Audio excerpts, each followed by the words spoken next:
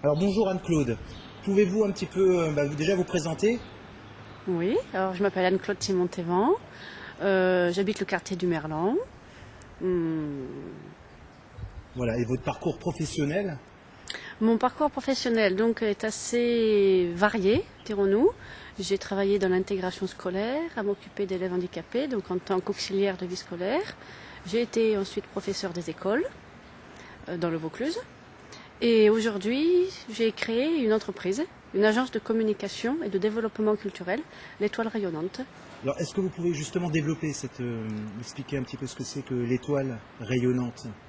L'Étoile Rayonnante est une entreprise privée au service du public, j'y tiens. J'ai plusieurs pôles d'activité, le principal étant de m'occuper des artistes, de les aider dans leur communication, leur diffusion. Est-ce que l'Étoile Rayonnante a eu une récupération? Parce que vous étiez quand même engagé dans la politique. Alors déjà, est-ce que vous pouvez nous expliquer votre engagement ou non-engagement maintenant? Je ne sais pas. Donc pour parler de mon parcours politique, moi j'ai été élue en 2008 sur les listes du Parti Socialiste à Marseille, à la mairie du 13-14. J'étais membre du Parti Socialiste depuis 2006. J'ai accepté cette mission qui m'était confiée afin de pouvoir m'occuper de nos concitoyens, des habitants des différents quartiers, car pour moi c'est une chose capitale, être en place pour aider ceux qui nous font confiance. Et j'ai quitté mon mandat d'élu 9 mois après, parce que certaines choses ne me plaisaient pas. Et comme je dis toujours, la goutte d'eau qui a fait déborder le vase, ça a été les élections internes au Parti Socialiste. Ce n'est un secret pour personne. Certains livres sont sortis sur ça, sur certaines pratiques pas très légales, on va dire. En fait, ils vous ont complètement dégoûté, c'est ça, de la politique? Ou alors est-ce que c'est des gens qui sont amenés peut-être à ne plus pratiquer ce genre Disons que ce que de relation avec les élus? Disons que ce que j'ai vu ne m'a pas plu. Pour moi, c'était indigne d'un parti politique, quel qu'il soit. Donc je n'ai pas voulu rester. Je dis rester pour faire quoi? Pour ne rien pouvoir faire, justement. J'ai préféré démissionner et du Parti Socialiste et de mon mandat d'élu. Mais ça ne m'a pas empêché de rester au service des habitants. Donc en fait, ce que vous êtes en train de dire, c'est que pour aider réellement les gens, il ne faut pas faire de politique. Malheureusement, j'aime la politique avec un grand P, comme j'aime à le dire. Alors on me traite de rêveuse, que c'est de l'utopie. Je me suis fait des ennemis en quittant la mairie. Parce qu'en plus, bien sûr, on a été dire que c'était parce que j'avais 2 enfants. Chose fausse. Mais bon. Je continue à m'occuper des gens. Donc j'ai été déçue, oui, parce que j'aurais aimé faire plus de choses en tant qu'élue. C'était une fierté quelque part pour moi d'être élue, de porter l'écharpe tricolore, de chanter la Marseillaise lors de certaines manifestations. Mais la politique telle qu'elle est aujourd'hui ne me satisfait pas. Il y a également un gros pavé, on peut dire. Vous étiez donc l'attaché de presse de Wikileaks 13. Alors, mis en place par Monsieur Philippe Sion. Comment ça s'est fait en fait je connais Philippe Sion depuis plusieurs années. Il sait que j'avais démissionné de mon mandat d'élu. Lui était aussi un déçu de la politique. Et quand il a su que je montais mon entreprise, donc l'Étoile Rayonnante, il voulait savoir si dans mes cordes je pouvais faire attaché de presse. Je me suis d'abord donné un moment de réflexion, parce que c'est pas parce que c'est un ami que je vais dire oui tout de suite. Je ne fais pas de clientélisme. Comme certains. Et donc, après réflexion, j'ai été d'accord pour être son attaché de presse, pour l'aider à gérer ses rendez-vous, parce que l'affaire Wikileaks 13 a été très médiatisée début janvier. Malheureusement, tout le monde sait ce qui est arrivé. où il a craqué. En psychiatrie, ça s'appelle le burn-out. Ce n'est pas une tentative de suicide. Je laisse les spécialistes vous expliquer ce qu'est un burn-out. Et donc, en tant qu'attaché de presse et porte-parole, je tiens aux deux termes, j'ai répondu aux sollicitations des médias qui voulaient en savoir plus sur Philippe Sion et sur l'affaire Wikileaks 13. Est-ce que vous avez eu des menaces du Conseil général? Est-ce qu'ils ils ont essayé de vous menacer? Non, du tout. Non. Moi, j'ai eu aucun contact par rapport à Wikileaks 13. J'ai eu aucun contact de la part du Conseil général. Donc ça veut dire que les Bouches-du-Rhône, enfin les Bouches-du-Trône, finalement, c'est une région où les gens sont libres, puisqu'on peut démonter le Conseil général et personne ne fait rien. Moi, personnellement, je n'ai eu aucun problème à ce jour. Philippe Sion, a priori, bon, lui, il attend bien sûr la date de son conseil de discipline, qui a lieu donc après les élections cantonales, parce qu'avant, ça aurait peut-être entaché la campagne qu'il est déjà. Non, j'ai eu aucune pression de ce côté-là. Est-ce que la politique, c'est un peu comme des sectes, finalement? Est-ce qu'on pourrait les comparer à des sectes? Des gens veulent à tout prix être élus, donc sont prêts à beaucoup de choses pour être élus. Et moi, j'étais pas du tout attachée. Quand j'ai démissionné, j'ai fait des jaloux. Quand j'étais élue, j'avais fait des jaloux, plutôt des jalouses. Parce que j'étais jeune, faisait pas longtemps que j'étais dans la politique. C'est vraiment une région qui est si mal gérée que ça? Enfin, du moins un département qui est si mal géré que ça? J'aurais du mal à répondre à cette question. Tout ce que je sais, c'est que les gens beaucoup de personnes vivent sous le seuil de pauvreté, que Marseille bat des records en la matière, que des personnes aimeraient que l'argent public soit mieux utilisé. Après, il faut pouvoir apporter des preuves à ce qu'on dit. Donc, au jour d'aujourd'hui, je ne m'avancerai pas sur certains dossiers pour lesquels la justice est en cours. Voilà, la justice Par est contre, il dessus. suffit de regarder l'état des routes et on se rend bien compte que c'est catastrophique, que c'est une région au niveau des infrastructures, c'est catastrophique. Vous n'êtes pas obligé de me dire oui. Disons que en la matière, je ne peux pas tellement juger parce qu'il me faudrait d'autres points de comparaison par rapport à d'autres départements. Mais je sais que si j'habite Marseille, c'est parce que je suis venue quand j'étais petite, que mon mari y travaille. Mais si un jour je peux aller ailleurs dans une autre ville, peut-être que je le ferai. Alors moi j'ai une question, qu'est-ce que vous pensez du comportement de... Comment il s'appelle lui? Arnaud Montebourg. Arnaud Montebourg. Est-ce que c'est le film, vous l'avez peut-être pas vu, Monsieur Smith au Sénat? Je n'ai pas vu Monsieur Smith au Sénat. Mais c'est un peu ça. Mais donc je suis au courant du rapport d'Arnaud Montebourg. La seule chose que je peux avancer, c'est que quand j'ai entendu ce qu'il avançait, c'est que j'ai applaudi des deux mêmes. Voilà, parce que moi j'ai quitté le PS pour certaines raisons, parce que j'ai vu des choses qui ne me plaisaient pas. Je n'invente rien, donc d'autres personnes sont là pour le dénoncer également.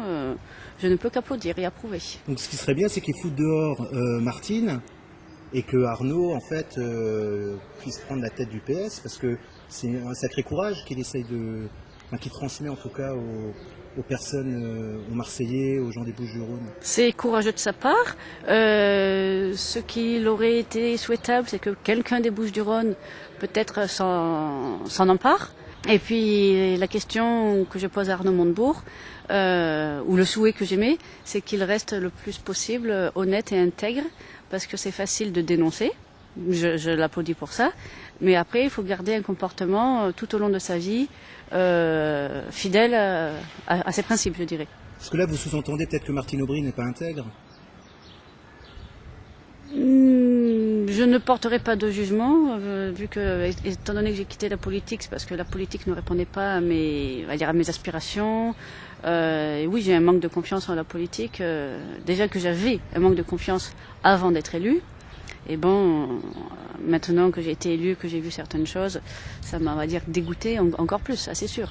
Donc faire confiance, ça m'est très difficile. Et peut-on, à votre avis, est-ce qu'on peut gouverner sans les politiques? Est-ce qu'il ne serait pas mieux finalement pour tout le monde, un peu comme la religion aussi, une bonne fois pour toutes, de supprimer cette politique et peut-être de proposer autre chose? qu'il faille proposer autre chose, oui, c'est une évidence.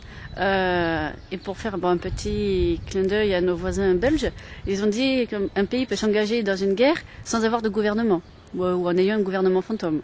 Donc, non, je suis pour une autre politique. Les partis politiques, comment les réformer? Un vaste sujet. Déjà, je suis pour la reconnaissance du vote blanc. Peut-être que plus de personnes iraient voter. Faire en sorte qu'on ne puisse pas cumuler plusieurs mandats à la fois. Limiter les mandats dans le temps. Quand on sait que certains sont élus depuis plus de 40 ans. Parce qu'il paraît que ça y va à gogo pour les subventions. Les gens, ils se servent. Enfin, ça n'engage que moi, attention. Votre sentiment, vous qui avez un petit peu erré dans les couloirs, conseil régional, général, ville de Marseille. Alors je n'ai pas erré dans les couloirs du conseil général, si ce n'est à l'époque pour les vœux à la population, ou au conseil régional pareil pour les vœux. Moi j'étais élue à la mairie du 13-14 et je me suis contentée de rester, on va dire, dans mon secteur. Au niveau des subventions, il y a une affaire qui est en cours, la justice est dessus. Je sais ce qui se dit, que certains s'en défendent. Et est-ce que vous avez envie de vous présenter à la mairie de Marseille, par exemple? Parce qu'il faudrait des gens comme vous, un petit peu, qui foutent ces vieux dehors, là. Dans l'idéal, c'est... Vieux dans la tête, bien sûr. Je l'avais compris. Dans l'idéal, c'est quelque chose forcément de tentant. On se dit, on va participer, non pas à la révolution, mais à des réformes, participer à la vie de la cité avec d'autres personnes qui ont envie, qui ont les mêmes aspirations, qui ne veulent plus de toutes ces personnes qui cumulent et qui ne pensent qu'à être réélus. Oui, c'est forcément tentant, mais c'est pas forcément facile à faire.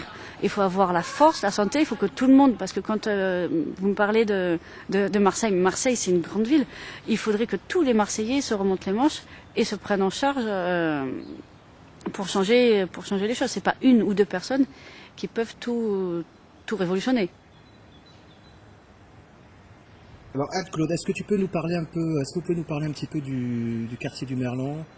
Est-ce que c'est vraiment du quartier où tout va partir en fait? C'est-à-dire que est-ce que c'est un quartier révolutionnaire ou qui va devenir en fait un lieu symbolique pour que tous ces élus qui nous empoisonnent la vie puissent une bonne fois pour toutes partir? Et est-ce que ça va vraiment devenir un lieu symbolique de la future révolution marseillaise? Non, ce serait présomptueux ça. Par contre, je peux vous parler du Merlan. Donc moi, j'ai connu le Merlan quand j'étais étudiante, où j'étais en cité universitaire ici. J'étais étudiante à l'IUT de Saint-Jérôme, j'étais étudiante à la faculté. Ensuite, j'ai quitté le quartier pour raison, on va dire, professionnelle, et j'y suis revenue. Et depuis, je me suis beaucoup engagée dans le quartier, au sein du CIQ. Donc CIQ, c'est le comité d'intérêt de quartier. Au sein d'autres associations également, l'association socio-culturelle du Merlan. Je fais le journal du Merlan depuis 2006, donc ça va faire 5 ans. Oui, j'aime mon quartier. Quand on se promène dans la rue, on dit bonjour à ceux qu'on croise, tout le monde se connaît. C'est vrai que certains disent qu'au Merlan, il y a un côté famille qui reste. Le fait de participer aux différentes manifestations, on n'est pas un numéro qui se promène dans la rue.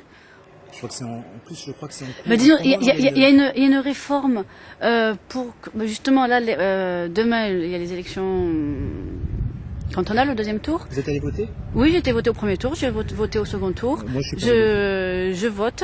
Je me rappellerai toujours quand j'étais au collège, ma prof d'histoire géo qui disait des hommes et des femmes se sont battus pour obtenir le droit de vote. Les hommes ont d'abord pu voter, nous les femmes, on va dire, ça fait que depuis la moitié du XXe siècle qu'on peut voter.